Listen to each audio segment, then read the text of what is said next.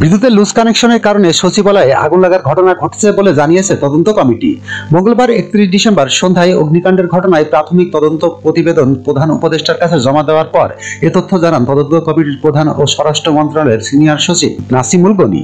তিনি বলেন, সচিবালয়ে লুজ কানেকশনের কারণে আগুনের সূত্রপাত, এতে কোনো ব্যক্তির সংশ্লিষ্টতা পাওয়া যায়নি। তিনি আরো বলেন, এ ঘটনায় কোনো নথি পুড়ে যায়নি, ক্ষতিগ্রস্তও হয়নি, পাশাপাশি ভাঙতে হবে না ক্ষতিগ্রস্ত ভবনও। এ সময় তদন্ত কমিটির সদস্য ব্রিগেডিয়ার জেনারেল মাহবুব হাসান বলেন, পুড়ে যাওয়া ফ্লোরগুলোতে কোনো ধরনের বিস্ফোরক পাওয়া যায়নি, ডগ স্কোয়াড দিয়ে সার্চ করা হয়েছে। ফায়ার সার্ভিস থেকে যে নমুনা পাওয়া গেছে তাতে কোনো ধরনের বিস্ফোরক পাওয়া যায়নি।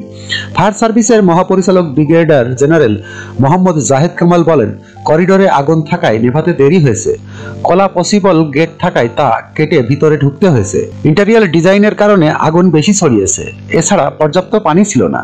প্রসঙ্গত, গত 25 ডিসেম্বর দিবাগত রাতে সচিবালয়ে 7 নম্বর ভবনের আগুন লাগার ঘটনা ঘটে। টানা 6 ঘন্টার চেষ্টা ওই আগুন নিয়ন্ত্রণে আনে ফায়ার সার্ভিসের 19টি ইউনিট।